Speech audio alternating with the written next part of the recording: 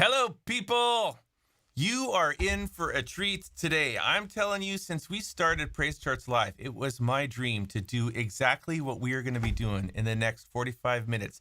Getting together with a producer, arranger, songwriter, anybody, and just like playing songs, looking at music, talking about the stories of the songs, just getting deep inside the back end of great music that's being written. So today we are talking live with Tommee Profitt. Tommee is like this epic cinematic producer. He writes and produces and arranges great music. You can go and find his stuff on Spotify. A lot of it even goes outside of the worship space. But last year, he had a heart project where he decided that he wanted to record this Christmas album and brought in many artists that you'd be familiar with. We the Kingdom, Carrie Job, David Crowder, Torrin Wells, all these giants of worship world sang on this project. So Tommee arranged these songs just for them, and he's going to take us deep inside this world. So let's welcome Tommee Profitt.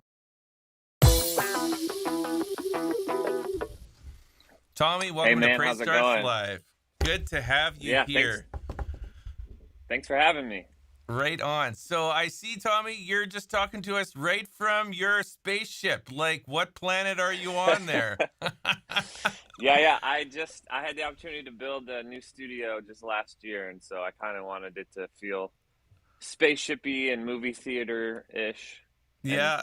Tesla vibes and all the electric technology and stuff. Awesome. Well, I was telling Tommee, I did the same thing a couple of years ago when we made my office, studio space that we have here. And it's what's great is when you can make a space that reflects your personality and it's like who you are. And here you're looking at two screens, you got the purple guy, you got the brown guy. It's like, one's with bricks, one's with lights. But we're going to have a great conversation. I hear you've got some stories to share. So I just want to ask this big, giant opening question is this album, first of all, it's like if you're going to listen to this album, people, go to Spotify or Apple Music or whatever, put on some really great headphones, turn it up and just like feel the pulse, the rhythm, the vibe, the depth of all the sonic sounds. It's an incredible experience. So I want you to tell me, Tommee, how long was this project in your heart and why, where did it come from? It's just amazing. Dude, it was literally since 2005 at like 15 years exactly. I was in college and one of my professors, this class assignment was to rearrange a Christmas song, like reharmonize it, kind of do something new with it. And so I did, it was actually Joy of the World, which is on this project. It's called Joy of the World 2. And I ended up just keeping the 2 on there because that was the title for 15 years and it felt weird to take the 2 off.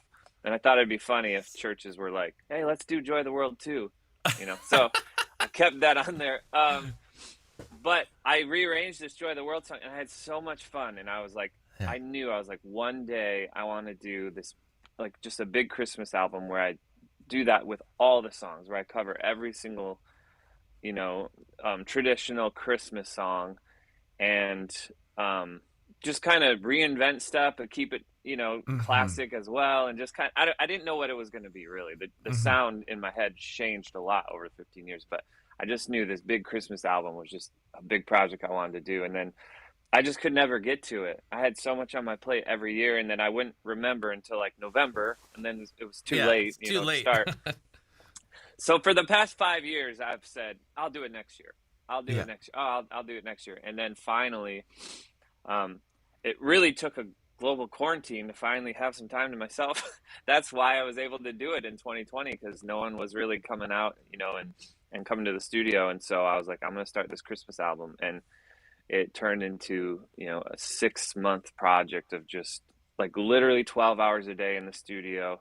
Yeah. I was up here at 5 a.m., just messy hair and scribbled, papers crumbled everywhere on the floor, like a scientist trying to figure something out. And I was just like working really hard. And I kind of had this pressure of the deadline, like Christmas is going to happen with or without me. So I had to get it done, by that deadline, obviously. But yeah, it was so much fun. Like, it was actually more fun working on it than I, was, even expecting. So it was such a blast. Awesome. Well, Tommee, already while we're talking, people in the chat, and you can probably see it on your screen, they're asking if they can ask some questions. So I just want to say from the outset, I'm going to talk to Tommee. We're going to talk through these songs, and then we're going to make some time at the end where we can ask you a few questions like that. So if you've got questions, put them in the chat. We'll try to get to some of them. This is live. I know some of you might be listening the pre-record or the re-recorded version of it, but that's great. So one thing before we get into the songs, I kind of want to get a bit of a context for like, what do you do with, what's your day job kind of thing? What do you do with the rest of your time? What's the context for what this album comes out? What kind of music are you doing, or who are you working for? What are you making? And then when it's not Christmas. Here's the short version. Okay. I grew up playing and writing worship music. Yeah. And then I got signed as a writer because I was working with a hip hop artist named NF. Mm-hmm. And then through that journey, I stumbled into doing music for TV and film. So I do a lot of movie trailer music and songs for like TV promos, like big epic cinematic music. Like, that's the majority of what I do now. And so when it came time to do this Christmas album, especially with the nature of the content, right, and this epic story of, I always say, like, the synopsis is like, a king is being born and angels are greeting him as he comes to earth to save the world. Like, that's the most epic synopsis you could even imagine, right? The sound of it. So I wanted to take all three of those buckets, the worship, the cinematic, and a little bit of like hip hop here and there, and just kind of put it all together and make this big movie soundtrack to Christmas. But a lot of my listeners for my music is like 20-year-old video gamers, right? And so I'm like, how do I bridge the gap between all of like that audience and my mom and my mother-in-law who has a furniture store in Michigan, and like, she wants to play music in her store. Like, how could I kind of bridge the gap and make an album that will kind of cater to both and everyone in between? So that was kind of my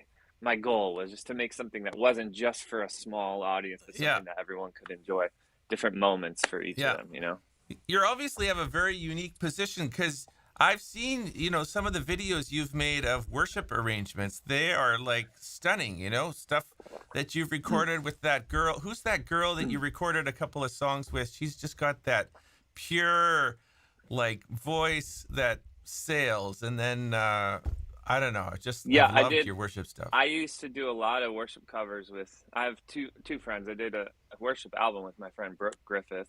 Right. And then I did another friend named McKenna Sabin. Yeah. And we did a bunch of covers on YouTube as well. So that was my background and my history, and that's where I came from. Then I got this opportunity to start doing the cinematic stuff, and I just love it. That's kind of like my favorite stuff to work on from a production standpoint. So putting that production with worship is something that I'm really passionate about, Yeah. So you recorded this album actually last year. Is that right? 2020 is when it came out, or 2019? 2020.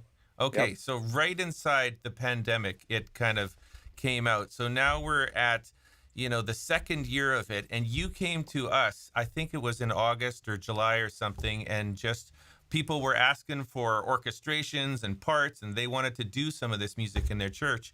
And so you asked us to orchestrate literally the entire album. Our orchestrators took about 6 or 8 weeks and just dove inside of all of the production and tried to bring it Which I'm all out very into thankful music. for, by the way. Yeah, seriously. So, well, we're just Well, about, we want churches to be able to like play it, not just to play it on Spotify, but to play the instruments and make the sounds for themselves. yeah, and a lot of churches did last year. I was really, surprised and honored. Like a lot of churches took on these arrangements and did them in their Christmas specials and stuff. Mm-hmm.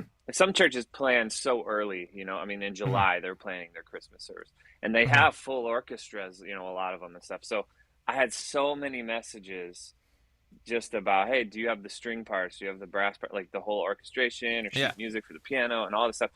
And we had a couple songs done, but I wasn't prepared for that, I guess. So Mm-hmm. that's why we partnered with you guys to get all the songs, so they'll just be available every year in the Yep. future. Yep. And people can pick through and dive into the music and, Yep. whatever they want to do. So, Well, I'm telling you, people that know me know I get a little bit nerdy about, because obviously I like sheet music. I like notes on a page. I wouldn't have started PraiseCharts but I literally like love the experience of listening to a soundtrack and then following it with music. So that's what we're going to do together here with some of these songs. Before we dive in, I'm just going to go to awesome. this one question. Anders actually was asking, there's a lot of orchestral elements in the album. Did you get a chance to record live orchestra, or is it all samples? So how did you get this sonic sound? Do you just have Well, I really have a great samples? confession. I Yeah. have a chronic addiction to sound libraries. And Okay. so it's all programmed, the whole album, except for on God Rest You Merry Gentlemen. It's like an instrumental, and I Mm-hmm. had a live cello player play with all of the programming. Her Mm-hmm. name's Tina Guo. It was kind of like a dream to work with her. She does a lot of like Hans Zimmer soundtracks and stuff, and Mm-hmm. big movie soundtracks and stuff. So I've been following her for years, and she was able to play on the album, and so that's the one live Mm-hmm. orchestral element on the whole thing. So, I mean, if people were interested, I don't even know if this is a trade secret you share or not, but are there some sound libraries that you're just like, oh, these guys are Oh yeah, the I bomb? could talk for an hour about that. Okay. Well, uh, just drop a like couple names. Someone's I'll throw a interested, few I'm out. sure. Yeah. Orchestral Tools Berlin Strings is by far my favorite string library. Really? It's Okay. incredible. Yeah. Spitfire has a lot of really cool stuff. They have a lot of interesting, like warped orchestral stuff that I like a lot. But their BBC orchestra is incredible, and Mm-hmm. you get like everything in the one big package. Cinebrass Pro is probably my favorite for brass. Heaviosity has a lot of really cool, big sounding Yeah. strings, brass, and percussion. So, Yeah. I mean, I kind of go through 8DO and their choirs. I mean, I layer a lot of stuff. A lot of these string patches, if you hear like a staccato or a spiccato patch, it's Yeah. like 6 libraries stacked on top of each other. Because one will have like an attacky sound, and one will have like a big, like room that it's recorded in, and I kind of mix them all to Mm-hmm. feel like just it sounds like one giant string library, but it's actually 6 put together to Mm-hmm. sound massive. Okay. So Well, I I'll tell you layer what. a lot. Let's dive in. Anyway, We're going to listen to some of this stuff. So I'm bringing up my iPad here. I've got the music. If you're listening, I would encourage you put some headphones on, because you'll just get a little bit of a taste of this. I'm going to be playing some clips of these songs through 5 songs. And as we do it, we'll just like this will be like director's cut. It's like watching a movie and having the director just take us through. So starting with Noel, maybe I'll just play it a little bit here, and as I'm playing it, maybe you can just talk us through a little bit of who Stenage is, kind of a bit of the vibe Yeah. of this, and then I'll bring up the sound a bit and we can hear it some more. Stenaj is one of my really close friends from LA. He's an artist. And we just hit it off when we were writing years ago. And he has, as you can hear, one of the most pure, amazing voices. Yeah. And he's actually the first artist that I asked to sing on this record. And he was like, dude, I'm in, like, let's do it. And so we did like a 6-hour FaceTime session with him in LA, me in Nashville, and just vocal producing him through FaceTime while he recorded in a different studio. Yeah. And I wrote this chorus at the end of this song. And Yeah. so I had to like teach him over FaceTime, and like he was like learning it, and he just spent hours getting it right and crushed it.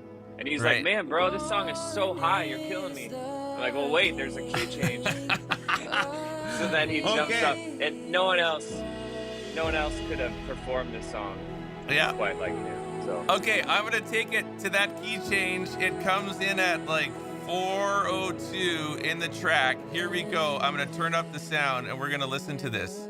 I love this. It's just so epic.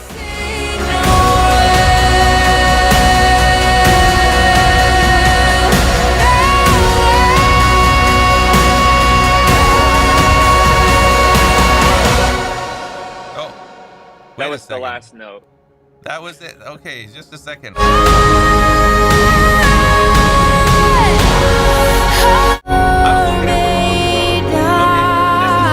this is it. Here we go.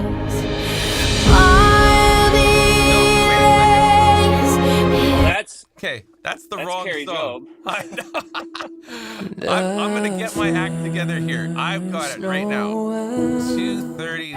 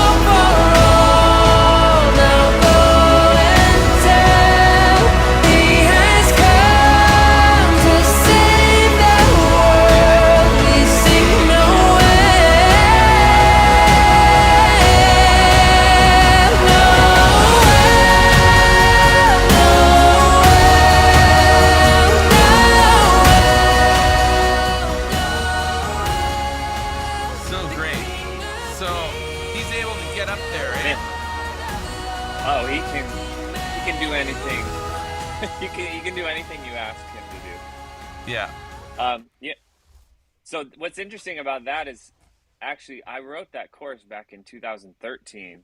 I was actually leading worship at a church one morning, and we were doing Christmas songs, and we were doing the first Noel, and I woke up that morning and I just had this like chorus in my head, like while I was brushing my teeth and getting ready. And so I like scribbled it out really quick and wrote the chords and gave it to the band that morning, and we just kind of practiced, and we did it that morning at that service. Like one time only. I did it probably 5 or 6 keys lower than Stenaj, by the way.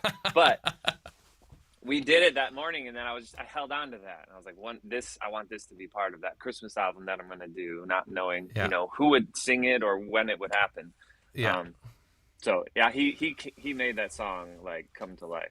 Beautiful. So well, just so you know, if you're interested in the song, we also do key changes at PraiseCharts as well. So if we don't have the key that you guys can reach to, and you don't quite have the chops that Stenaj has, we do keys all over the map. What's funny is that's kind of the joke for this whole album is like every artist that came in, like I pushed like what's the high, I listened to their ranges and studied. Yeah. Like that's the highest note. I'm going to push them 1 or 2 up above that for this like dynamic story. So they all came in like, man, you're ready to work today, And so they would all leave like they just did this massive workout. So. Okay, well, let's go to an artist where we're much more familiar with the sound of Carrie Job. I mean, she is, it's like she's in her prime, and she's a mother of 2 and a wife, and she's out on the road just killing it, like, in this season right now. So I'm interested in any stories you have about working with Carrie. She's just such an amazing voice and heart. Well, So, what's interesting is she's one of the very few artists on this album that I hadn't worked with before. Most of the artists on here are people yeah, I've worked with or friends of mine, and I had not worked with Carrie. And so when I was arranging, like this whole album, when I was arranging these songs, as I was coming up with the different ideas and stuff, like one artist's voice came to my mind, like, and I produced and arranged the whole song around that artist before I even told them, right? So I like finished all the songs, all the tracks before I even asked, the artist yeah, if they'd be willing to be a part of it. And luckily every single one ended up saying yes. So I didn't have to do any like backups or plan Bs or anything. It was just like God just put that together. yeah, It was incredible. And so as I was arranging this Hark, I'm like, what am I going to do with Hark? And I was playing through it on the piano. And then I just felt like at the end, I naturally felt like I was starting to build up, and I went right into this big chorus thing. yeah, And I just kind of played through it and sang it and wrote it like one time through. I was like, this is what it needs to be. And it has to be Carrie Job. yeah. And I just knew it. And I was like, And okay. So I called some people. I was like, we have to get Carrie Job on this song. It's not, yeah, it's not even an option. right. And luckily she was like, I'm in. She came. We pushed her the highest note she's ever recorded. Really? And she just sounds amazing. And this is kind of like the finale of the album. I mean, it sounds like heaven opens up and she's literally singing with the angels, and it's like this Yeah. really powerful moment, like, boom, he's here. Like, hallelujah, Yeah. the Savior is here. Yeah. And it's chills, you know what I mean? Yeah. Well, you can hear just now, just bring it up a bit. It's like, it's very manageable, very melodic, not in a high range the way it starts. Like, you feel like, oh, Right. I could do this, but it's going somewhere. So It goes somewhere. I'm going to take us there. And this time I'm going to find the right place. Let me just move ahead, and then I'm going to show you the music. This is the part in the song where it goes into this epic chorus. So skipping ahead here. Let's see. Here we go.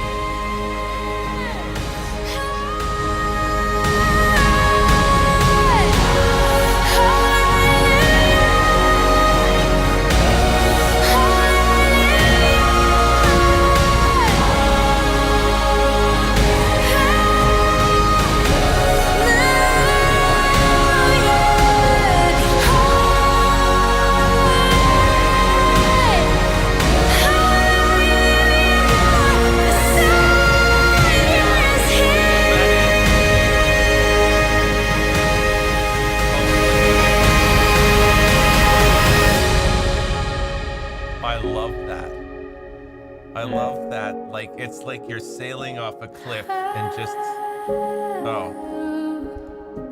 that's the part of the cinematic sound that I love. And I see that a number of times in the album where you do these like giant contrasts where it's crescendo, crescendo, crescendo, crescendo, and then just,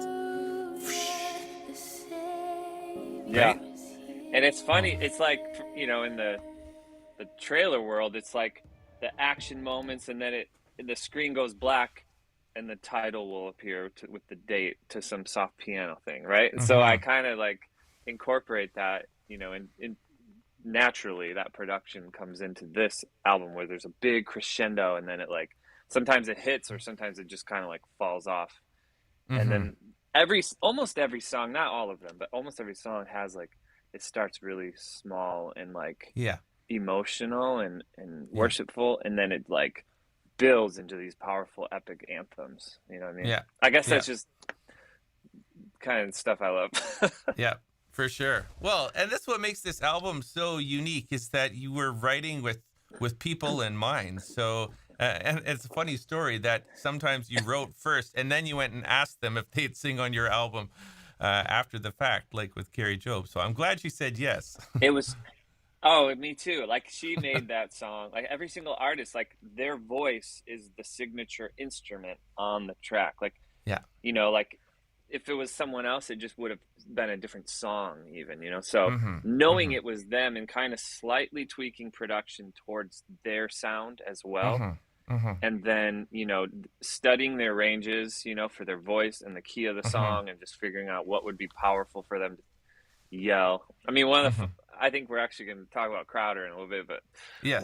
I was on a FaceTime with him as well, and I just was like, what if you just yell this note? He's like, this note? And I'm like, yeah. And he's just over there with his beard, Yeah. just screaming, and we were laughing Yeah. so hard. But I'm like, dude, he has such a cool voice. Yes, he does. Well, we're going to get to him, but before we do that, we're going to We the Kingdom, another like signature new sound. Really, they've really come of age in the last couple of years, and so awesome to see.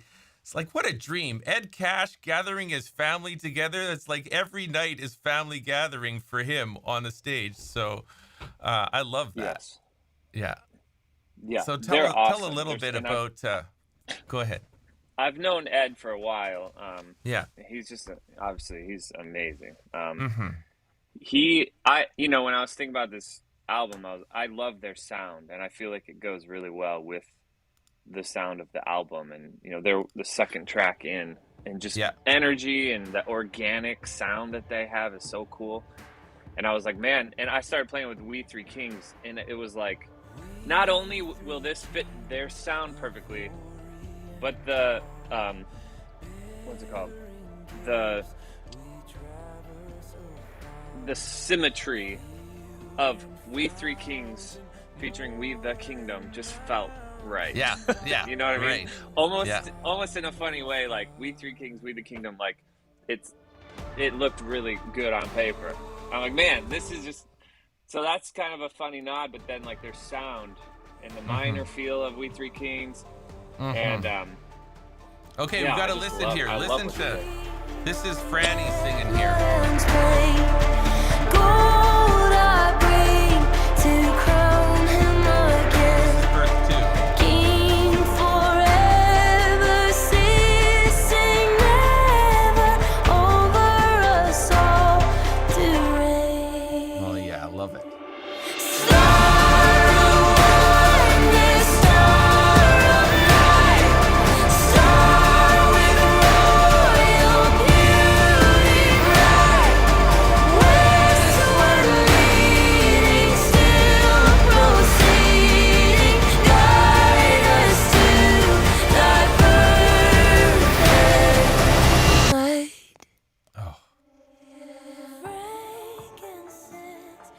Yeah, her voice is awesome, and Ed's voice is awesome. I mean, they sound so good together.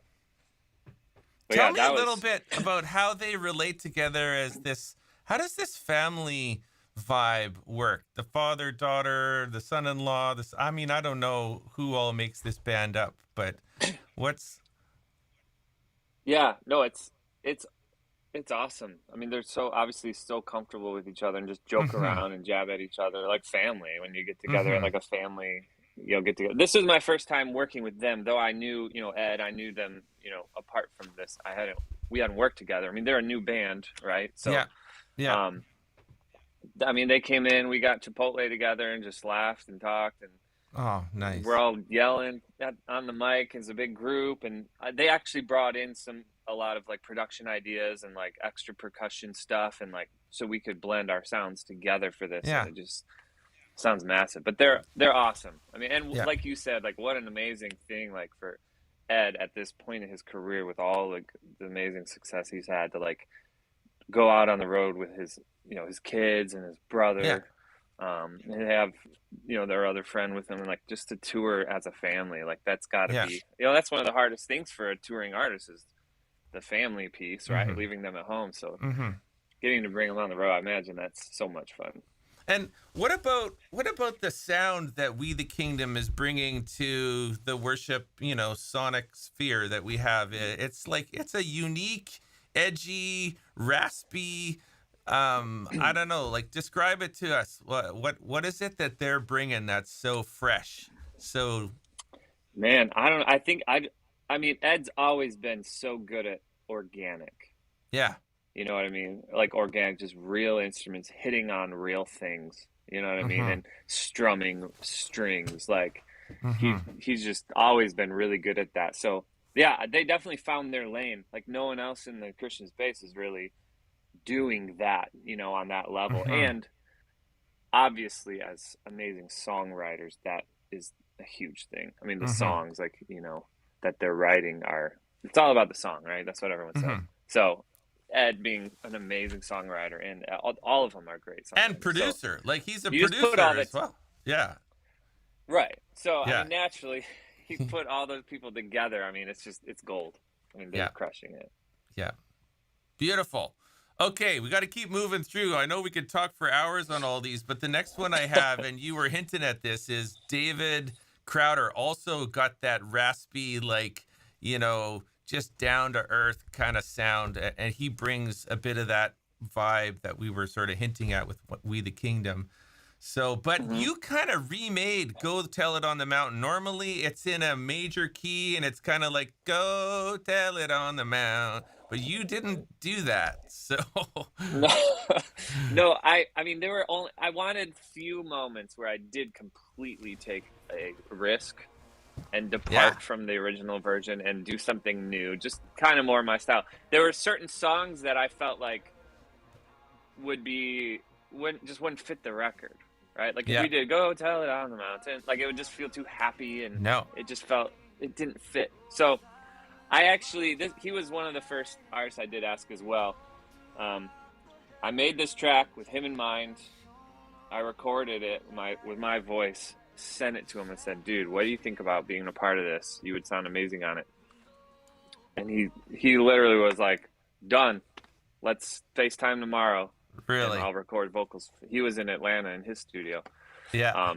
And so, I mean, I did like 3 or 4 FaceTime sessions. Everyone else came in at the very end and recorded here. Yeah. But he was one of the FaceTime things, and he was, you know, at his house. And like I said earlier, I was like, we got to yell this note, and he like yells it, and he just crushes. Like, man, he's like, I've never yelled that note in my life. Oh, and so great. he was just, everyone that came in was so much fun. They were just down for anything. Like, yeah, I'll try to sing that note, and they worked and worked and worked and warmed up until we could hit them. You know what I mean? Okay, but yeah, I'm gonna take you to the chorus here. Can we just play a little clip and then you can keep talking about it afterwards? But I want to just give 100%. the vibe of this. So put your headphones on, people. This is getting, I'm putting up the full volume here. Ring out the angel chorus. The hell our Savior's birth. Go tell it on the mountain. Go tell it on the mountain. Go tell it on the mountain that Jesus Christ is born. Go tell it on the mountain. Go tell it on the mountain. Go tell it on the mountain that Jesus Christ is born. There you do it again. Down in a That kind of like epic, bring it down. I love that. yeah. Yeah, I mean, he just has such a cool voice. He's one of my favorite people ever. I mean, he's so much fun to work with. And his voice sounds so cool with a gospel choir, you know, which is on a majority of these songs. Probably, you know, 85% of the songs have a big choir on them. And so, yeah, I mean, that was a blast. And like I said, that was probably the song with the most departure from the original. That and Angels We Have Heard on High. I kind of went in way different directions on both of those. Someone was asking about the vocals. So are the vocals recorded? Like, how did you record the vocals? They just recorded them in their studio, send them to you, or did they come to your spaceship and do this? Like I was saying, like 4 of the artists, it was more early on, and they did it. They were just far away, you know, LA or Atlanta. They recorded in their studio with me on like a FaceTime call, and I kind of coached them through and like, what if you sing this note? Let's try this. And I was like listening as they were recording. But then I think I had like 17 different people on it. So the other 13 came here in the spaceship, and we worked together. They stood right next to me here. I have a mic right next to me. they sang in here and I recorded them. Like that's the way I obviously would prefer to do it, you know, in the same room. Yeah. But some people, I mean, it was kind of like if they're in LA, instead of flying them here and taking the whole thing out, it's like taking a couple hours in the afternoon and knocking it out, you know. So okay, one more song. Going to, I don't know if anybody can sing like Torrin Wells. You know, talk about, he has an infinite range, right? incredible. Both, Yeah. I mean, both the artists. I know like Cersina is not as well known, right? Yeah. But like them two together, I kind of had this vision. I was like, oh, Holy Night has been done so many times. Yeah. So, you know, well done. Like, what could we do that's different? And then I was like, I don't know if I've ever heard a duet of Oh Holy Night.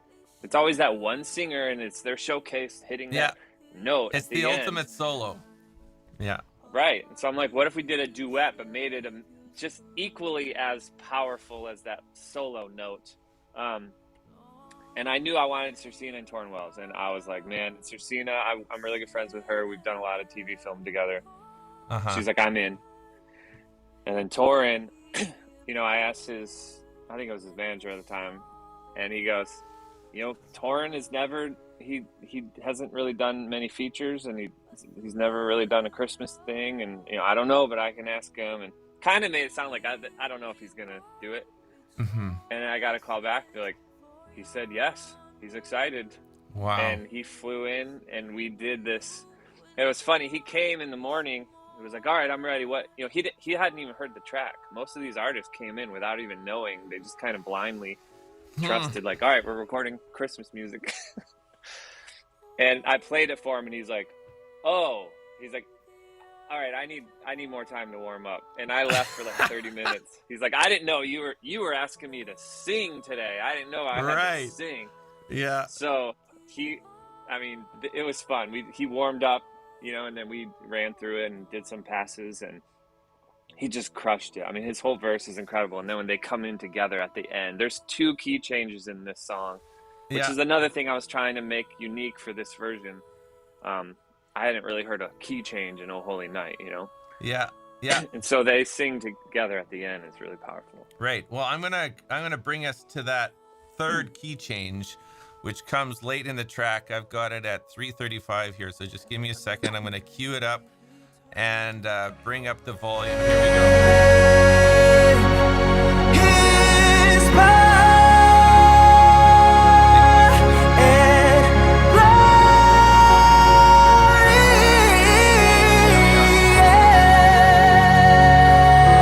from our proclaim. Fall on your knees. Oh, hear the angel voices. Oh, night divine, oh, night when Christ was born. Oh, night divine.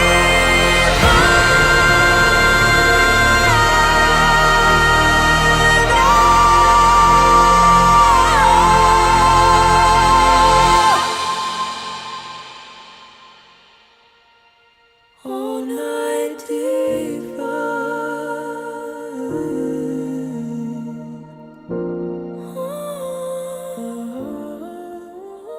Stunning. Man. Yeah, they definitely went for it. Yeah. I mean, poor Cersina's over here. I mean, with, you know, you have to make the note and the key something that's powerful for both singers. And Torrin has such a high voice. I had to push Cersina really high out of her like comfort zone, you know. And she's like, I can do this, I can do it. And we like, man, she just warmed up and crushed that note. And I was like on the floor. My jaw was like, oh my gosh. And she just had never been pushed or tried, right? And I mean, that moment is probably the most talked about moment on the whole record, you know what I mean? And Hmm. they're both just so incredible. I mean, I'm so Hmm. thankful that they both Mhm. agreed and both went for it, you know, to Mhm. make that vision like come to Yeah. life, you know? Yeah. So good. You know what I'm thinking, Tommee, is just talking to you that some musicians, like, it's a job, they're making music for a living, but it's so great to talk to someone where I know it's a living for you, but this is like clearly a passion project for you, that it's like you had to do this. You were born to be the person to bring these voices together and bring a sound that we don't often get in our like worship albums that we hear, you know, and they're all great, but you're bringing something unique to the table at a season when you know, people are open to these kind of more expansive cinematic sounds. And isn't it cool that there are actually churches in North America who can pull this off? Like, there are vocalists out there Yeah. who can get up Yeah. there, right? And I've So, seen some videos, you know, people posting online of doing some of these songs or whatever, tagging me in it or whatever. And yeah. yeah, they're doing great jobs. And I really feel like, you know, I didn't know this all along, but like, I think last year was the perfect year for this album to come out, just Right. because I feel like 2020 of all years is the year where just people, I feel like, needed hope and something good and positive at the end of the year after, you know, this whole thing and confusion and all this stuff. Is like, how can we bring hope and remind people, you know, like when we look down and we look at the circumstances around us and they feel so heavy, and we focus on the world and all of the stuff and the noise and all that stuff, is like, if we could just like pause for a second, just take a deep breath and like look up and you know, remember like the hope that we have in Christ and stuff. I feel like that kind of reshapes your perspective. It doesn't change the circumstances around you, but it does change your perspective and your view, you know what I mean, of how much weight they will carry in your life, you know? And so that was honestly the journey. It was more of a spiritual journey for me than I was expecting as I was working on this album, you know, it just really turned into me and God, like arranging the songs, like, Right. you know, what do people need to hear? Well, how can he use this? And I just kind of wanted to get out of the way and let it go where it needed to go in order for that to happen, you know? It's amazing, the story of this event, like the pandemic was the thing that people needed hope in it, but it's also the event that cleared your schedule to make time so that you could do this, right? It's like both happened. Right. It's kind of ironic. Yeah. Yeah. Yeah. No, it was, and it was just a crazy time. I'm thankful that I was finally able to get this vision out and, you know, just create. I mean, it was like you said, like my passion for it. It was the most fun I've ever had creating music, you know, in my whole life, you know, and I feel like this is probably like the project that I'll want to, you know, be like my main project over, you know, I do trailer music and it's, you know, I love it, but like this has more purpose. You know what I mean? Like this feels special to me. So yeah, I'm very grateful. Awesome. Well, for those of you listening in, you know, this has been a great experience, sort of diving in behind the scenes, looking at the music, talking about the arrangements of these songs. How many songs are there on this album? There's a lot. Is there 15? There's 17. 17. That's not a 12-song typical album. That's a lot. Well, I wanted to do it once and be done forever. Yeah. Like I didn't want to come back and do another one or a deluxe. Like it's a one and done. I touched Christmas. This is my offering. And I covered all the songs I wanted to cover, you know. You did, yeah. But I had to do 17. All right. So anyways, it's on Spotify and Apple Music and everywhere, and it's also on PraiseCharts. I'll just kind of show a quick image of that. So we've got like lots of Tommee Profitt stuff in the PraiseCharts world, but you can see here that if you're interested in the music, you know, chord charts, choir sheets, it's not loading here. I don't know what's with my site today. There you go. It's kind of like loading. You can preview through the music. You can listen through it.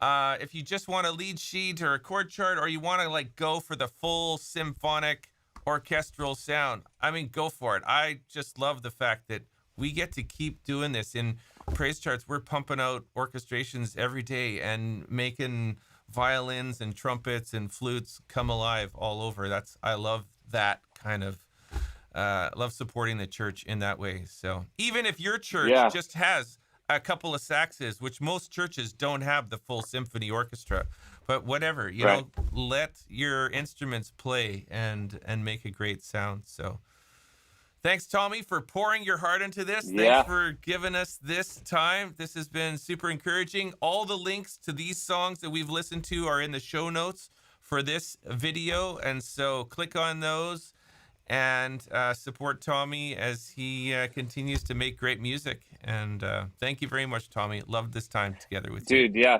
Thank you so much for talking through it with me. It was a great partnership. Awesome. See you then. Bye.